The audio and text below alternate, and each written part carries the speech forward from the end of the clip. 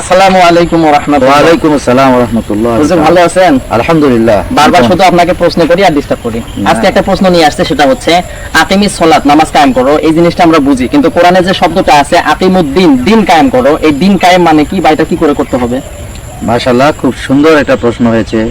যদিও একটা আনকমন প্রশ্ন, এই ধরনের প্রশ্ন আসলে কমই হয়। শুধু মানুষ, আমরা ভারতবর্ষের অনেক মানুষ, বড় বড় মানুষই আমরা এটা জানি যে নামাজ, সালাতের ব্যাপারে খুব আমরা আলোচনা করি। সালাতের ওযু, গোসল, নফল নামাজ, এই বিষয়গুলো আলোচনা আমাদের সমাজে বেশি হয়। তবে আজকে গুরুত্বপূর্ণ একটা প্রশ্ন করেছে আকিমুদ্দিন। এই আকিমুদ্দিন কথাটা আছে 42 নম্বর সূরা 13 নম্বর আয়াতের মধ্যে রয়েছে। আল্লাহ তাআলা বলছেন, শারআ লাকুম মিনাদ-দীন মা ওয়াসা বিহি নূহা ওয়াল্লাযী আওহাইনা ইলাইকা মা ওয়াসা বিহি ইব্রাহিম ওয়া মূসা ওয়া ঈসা আন আকিমুদ্দিন ওয়া লা তাতাফাররাকু ফিহি। সম্মানিত দর্শকবৃন্দু, দূরে এবং কাছে যারা আমাদের এই অনুষ্ঠানটি দেখছেন, আজকে গুরুত্বপূর্ণ প্রশ্নটির উত্তর না শোনা পর্যন্ত আপনারা ভিডিওটা দেখতে থাকবেন, অবশ্যই আপনার কাজে লাগবে। সম্মানিত দর্শকবৃন্দু, যে প্রশ্নটি করেছে সেই প্রশ্নটি উত্তর দেওয়ার আগে আপনাদের কাছে আমরা অনুরোধ করব, এই চ্যানেলটি ভালো লাগলে সাবস্ক্রাইব করবেন, শেয়ার করবেন, কমেন্ট করবেন এবং অন্য বন্ধুদের ব্যাপারে এই বিষয়টি শেয়ার করে দেবেন। এবং আমরা মূল প্রশ্নের দিকে যাচ্ছি যে আকিমুদ্দিন, আকিমুস সালাত মানে নামাজ প্রতিষ্ঠিত করো। যে সমাজে একদম কোনো বেনামাজি থাকবে না, সেটাকে বলে প্রতিষ্ঠিত।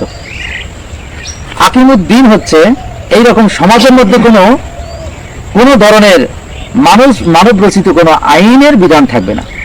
অর্থাৎ জাতীয়তাবাদ, সমাজতন্ত্র, ধর্মনিরপেক্ষতাবাদ, যত মতবাদ মানুষ এই দেশে নিয়ে এসেছে, আইন পাশ করে, যে আইনের ফলাফল আমরা দেখেছি, সুদ, ঘুষ, দুর্নীতি, চাঁদাবাজি, এতিমের মাল, মিসকিনের মাল ভক্ষণকারী ইত্যাদি ইত্যাদি আমরা অনেক দেখলাম। এই আইন কোনোদিন আমরা শান্তি দিতে পারে নাই। কিন্তু আল্লাহর পক্ষ থেকে যে দিন এসেছে, যে আইন এসেছে, এটা প্রত্যেক নবীর উপরে ফরজ ছিল দিনকে বাস্তবায়ন করা তার সমাজের মধ্যে। তো আমাদের নবী মুহাম্মদ সাল্লাল্লাহু আলাইহি ওয়াসাল্লামের উপরে ওহী করা হয়েছে। এমনকি সমস্ত নবীর কাজটা ছিল আকিমুদ্দিন, দিনকে প্রতিষ্ঠিত করা।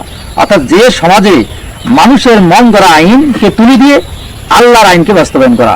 অর্থাৎ ওয়ার্ড মেম্বার, সেখানে একজন ইমামদার থাকবে, সেখানে কোরআন সুন্নাহ দিয়ে সে মেম্বারই পালন করবে, এবং ইউনিয়ন চেয়ারম্যান সে তার দায়িত্ব পালন করবে কোরআন সুন্নাহ অনুযায়ী।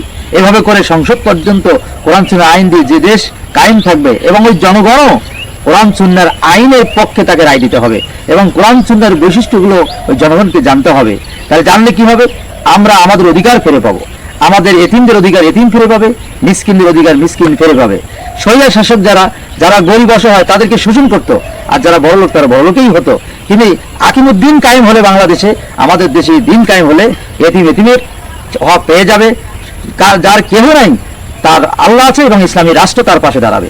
কোনো বড় লোক, কোনো শাসক, কোনো জুলুম তার উপরে কেউ করতে সাহস পাবে না। আজকে আমাদের সমাজে মদ, জুয়া, গাঁজা এগুলো ছয়লাভ হয়েছে।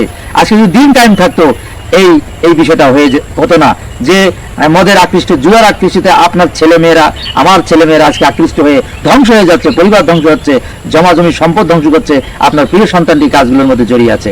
সম্মানিত হাজিরিন, আজকে যদি দিন কায়েম থাকতো তাহলে আপনার সন্তান মদ খাইতো না, কিছুই খাইতো না। আজকে সমাজটা আমাদের সুন্দর হতো, বেহেশতি সমাজে পরিণত হয়ে যেত।